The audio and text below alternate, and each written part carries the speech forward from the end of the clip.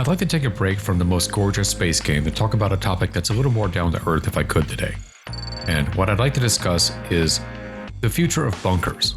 What bunkers can and would mean to the game given what we've seen from their progression so far as they've been developed.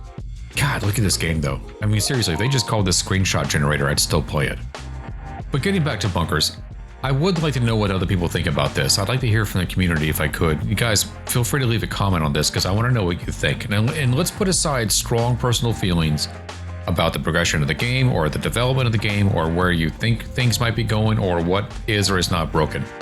Let's have a realistic discussion about what bunkers mean and how they're developing and what they could do in the future.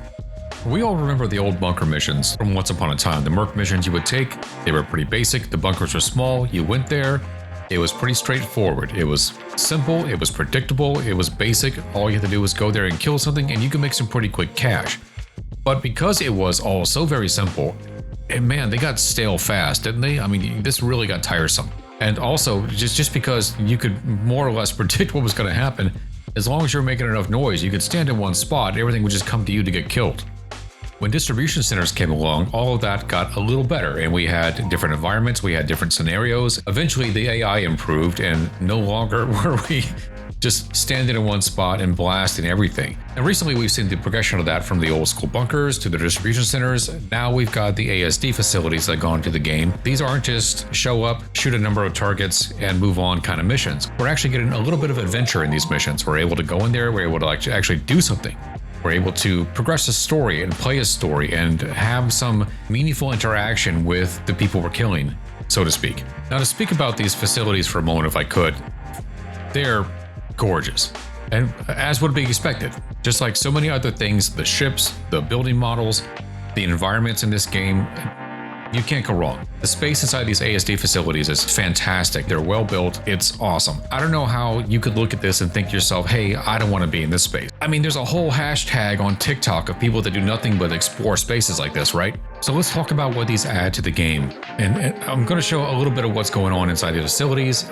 So don't worry, there aren't going to be any big spoilers about what's going to be coming or what's going to be happening. I'm not going to do a playthrough just in case you haven't played it, but I do want to talk about these for a moment. And you get these missions, you show up to the facility, you go inside, you do a thing. And that's kind of a problem. You get to explore a little bit, and the first time in, you're looking around, you don't know where it's going to be coming, you don't know where the danger is going to be coming from, but what you find eventually is you get into it, and you find something really cool, and you complete your goal. But once you complete that goal, it doesn't chain to the next event. It doesn't chain to the next checkpoint. You actually have to leave the facility, take another mission, go to a different location in a different facility, make your way back in. Each time you take one of these missions, it actually takes you a little further into the facility. And that's cool. You get to explore a little more. But it's essentially run into a war zone to hit a light switch and then run back out and then run back in and hit another light switch and then run back out. It's a little silly that they do it this way, but given the number of players who are trying to take part of this, trying to get things done, I can see why they did this. In a way, it kind of makes sense. Something else to keep in mind is that these are doable for a solo player. I went by myself and they're doable for a solo player, but it's almost overwhelming. The respawn rate, there's a little variance in it, but it's more or less predictable and it's enough to keep you really on your toes. If you're not paying attention, you could die a lot. And I did at first.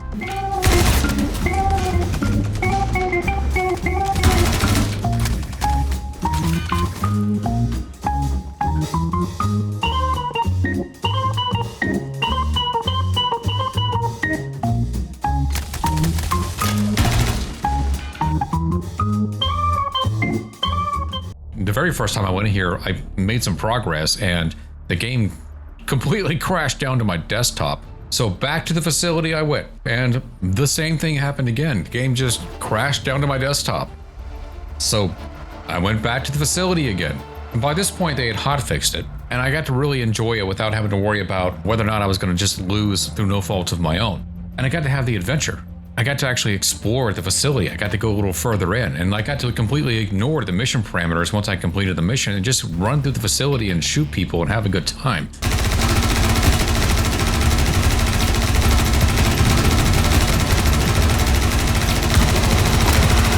Just like the old school bunkers, although the AI has improved greatly. The spawn rate of the NPCs coming in, it's more or less predictable. You kind of know roughly how much time you're going to have, and what kind of kills it is you know where they're going to come from. You know where they're going to respawn at once you've gone in here a few times. Regular, reliable spawns allows you to memorize the level a little bit, right? So that makes for approachable progression. It's an achievable goal, right?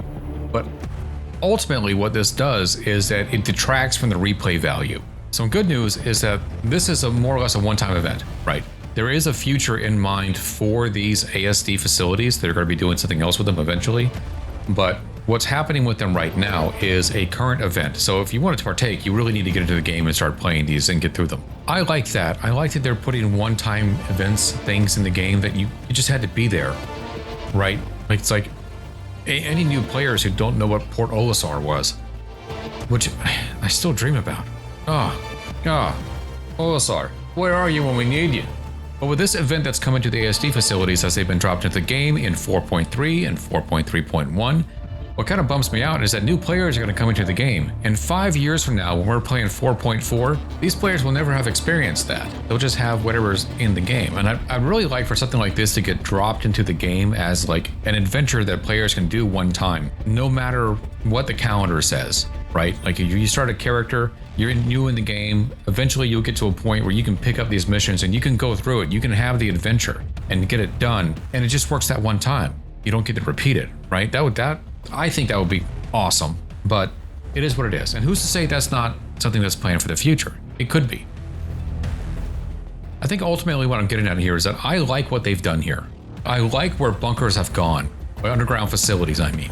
These missions where you go in and you fight your way through and you're trapped in there with them. You can't just get back to your ship and escape willy-nilly, right? You have to play through it. You have to do it. And there's an adventure there.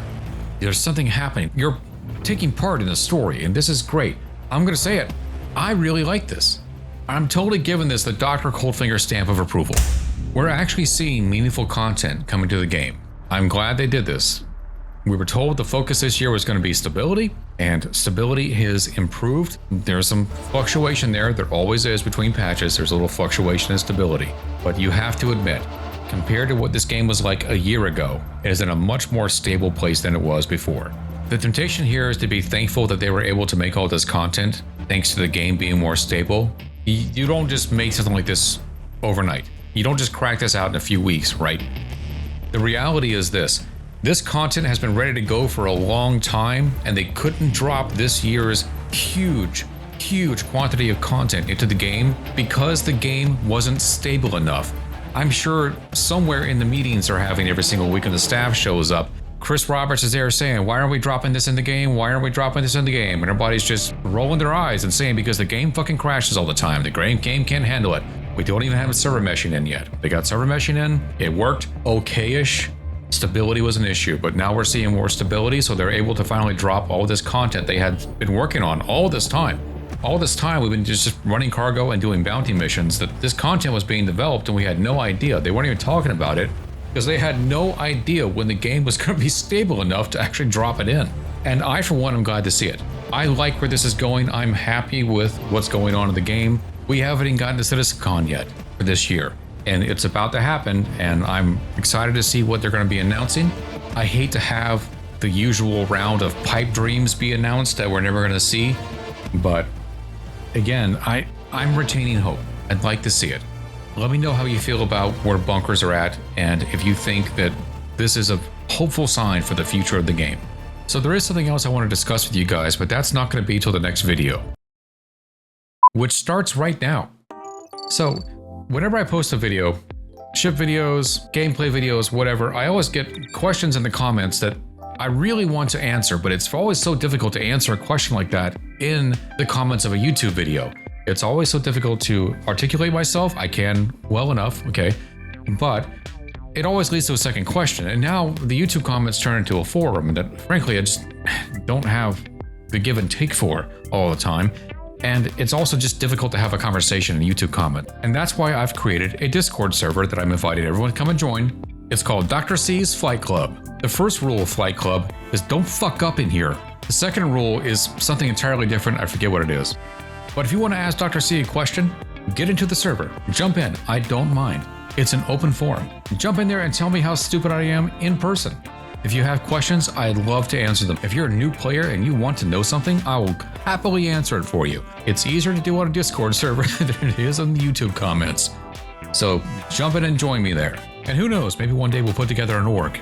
And maybe one day CIG will allow us to put org badges on the sides of our ships. And you just know 10 seconds after that goes live, half the ships in the game are going to look like this. Be sure to tell me how stupid I am in the comments. Give this video a like, it helps me out. Share the video, helps me out even more. Join the Discord server, tell me how stupid I am there. And when you're there, I'll probably explain to you somehow or another, but I'm not actually a real doctor.